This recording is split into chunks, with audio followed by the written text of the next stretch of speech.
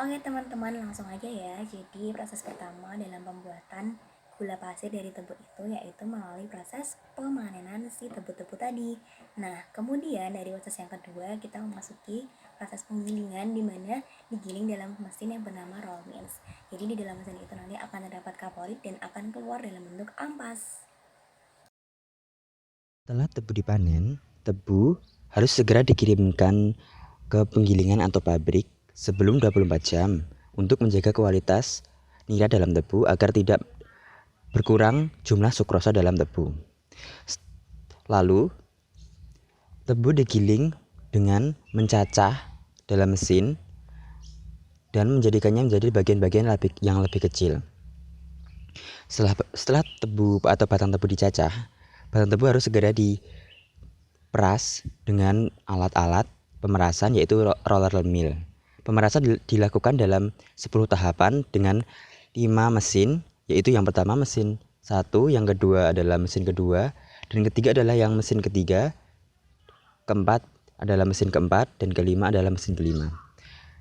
Proses panjang ini diperlukan untuk mendapatkan semua nira dalam batang tebu supaya dapat diambil niranya secara maksimal. Dan proses ini menghasilkan nira kotor yang selanjutnya akan dimurnikan. Hasil pemerahan tiap gilingan berbeda. Nira yang dihasilkan masih berupa cairan yang kotor, sisa-sisa tanah dari lahan, serat-serat berukuran kecil, dan ekstrak dari daun dan kulit tanaman. Semuanya bercampur di dalam gula. Lalu pengendapan kotor dengan kapur atau proses liming. Nira hasil ekstraksi dipanaskan sebelum dilakukan liming untuk mengoptimalkan proses penjernihan. Kapur berupa kalsium hidroksida atau CaOH2 dicampurkan ke dalam nira dengan perbandingan yang diinginkan dan nira yang sudah diberi kapur ini kemudian dimasukkan ke dalam tangki pengendapan gravitasi, sebuah tangki penjernihan clarifier. Nira mengalir melalui clarifier dengan kelajuan yang rendah sehingga padatan dapat mengendap dan nira yang keluar merupakan jus yang jernih. Nira hasil pemerahan akan dialirkan ke stasiun pemurnian, sedangkan ampas akan dibawa ke stasiun pembangkit tenaga uap bahan bakar.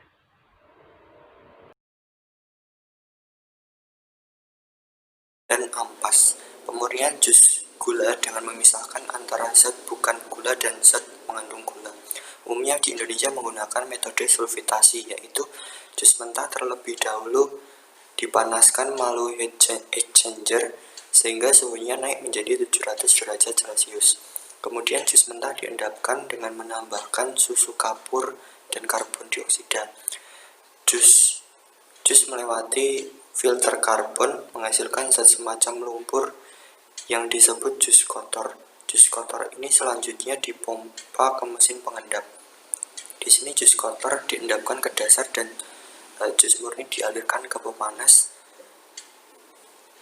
dan direaksikan lagi dengan karbon dioksida. Pada proses pengendapan ini dihasilkan jus jernih. Hasil proses pemurnian jus gula adalah gula mentah dan molase.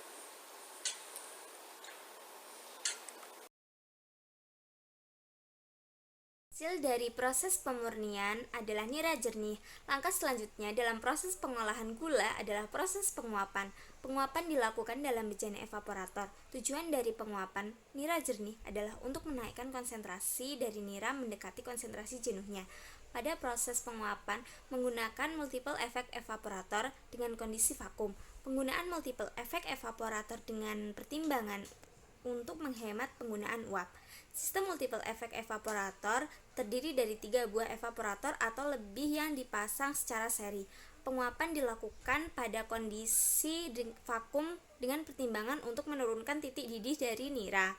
Karena pada suhu tertentu lebih dari 1250 derajat Celcius akan mengalami karamelisasi atau kerusakan dengan kondisi vakum, maka titik didih nira akan terjadi pada suhu 700 derajat Celcius. Produk yang dihasilkan dalam proses penguapan adalah nira kental. Proses selanjutnya setelah penguapan dan evaporator adalah proses blanching sirup.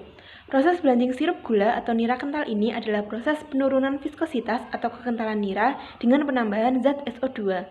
SO2 ini berupa gas yang diperoleh dari belerang padat yang dipanaskan dengan cara di steam. Penambahan SO2 ini juga berfungsi untuk menetralkan pH nira dan mereduksi ion feri menjadi ion fero, sehingga warna nira menjadi lebih pucat. Gas SO2 ini juga mengikat senyawa-senyawa yang belum terikat dari proses sebelumnya, sehingga kotoran menjadi terendap. Kemudian tahap selanjutnya setelah balancing sirup yaitu tahap kristalisasi. Tahap ini merupakan tahap terakhir dari pengolahan gula. Sirup ditempatkan dalam panci yang sangat besar untuk dididihkan. Di dalam panci ini jumlah air itu diuapkan sehingga kondisi untuk pertumbuhan kristal gula tercapai. Pembentukan kristal diawali dengan mencampurkan sejumlah kristal dalam sirup. Kemudian sekali kristal tersebut terbentuk, kristal campur yang dihasilkan dan larutan induk atau model liquor diputar dalam alat sentrifugasi. Fungsi alat sentrifugasi ini memisahkan kristal gula dari larutannya. Alat ini terdapat saringan. Sistem kerjanya itu dengan cara menggunakan gaya sentrifugal sehingga masakan diputar dan di sirup atau larutan akan tersaring dan kristal gula tertinggal dalam putaran.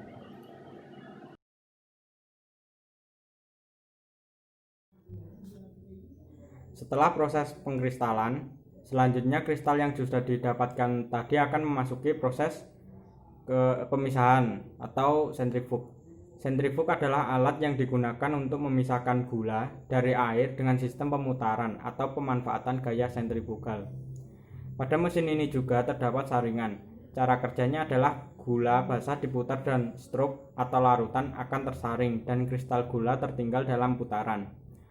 Proses ini menghasilkan gula yang nantinya akan dikeringkan dan tetes atau model liquor yang di dalamnya masih terdapat zat gula dan masih dapat diproses menjadi gula kembali.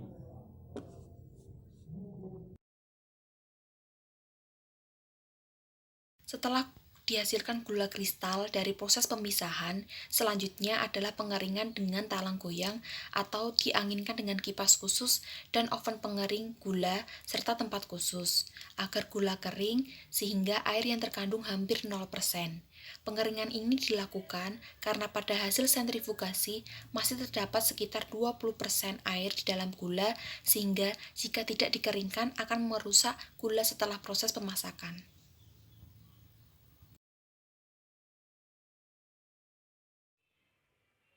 Gula kasar dan gula halus yang tidak memenuhi standar akan dilebur kembali ke dalam peti peleburan. Dari peti peleburan akan disalurkan kembali ke stasiun pemasakan untuk dimasak. Kemudian gula kasar dan gula halus yang memenuhi standar akan disaring ke dalam penyaring yang telah dilengkapi oleh magnet-magnet. Tujuan adanya magnet-magnet ini untuk menyaring logam-logam yang masih terdapat di gula. Kemudian dari penyaring dialirkan ke belt conveyor. Dari belt conveyor dialirkan ke sugar beet. Di dalam sugar beet ini sudah terdapat alat pengisian dan penimbangan serta alat penjahit karung.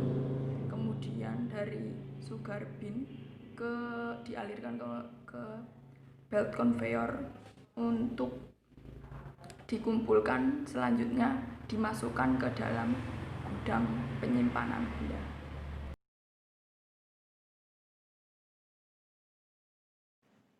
Model liquor atau tetes hasil sentrifugasi dapat diproses kembali untuk mengambil zat gula yang terdapat di dalamnya. Larutan induk hasil pemisahan dengan sentrifugasi masih mengandung sejumlah gula, sehingga biasanya kristalisasi diulang beberapa kali. Sayangnya, materi-materi non-gula yang ada di dalamnya dapat menghambat kristalisasi. Hal ini terutama terjadi karena keberadaan gula-gula lain seperti glukosa dan fruktosa yang merupakan hasil pecahan sukrosa. Oleh karena itu, tahapan-tahapan berikutnya menjadi semakin sulit, sampai kemudian pada suatu tahap di mana kristalisasi tidak mungkin lagi dilanjutkan. Proses kristalisasi ulang dan sentrifugasi dilakukan hingga mendapatkan kristal gula yang akhirnya dapat dikeringkan. Dan gula pasir inilah yang siap untuk dikonsumsi.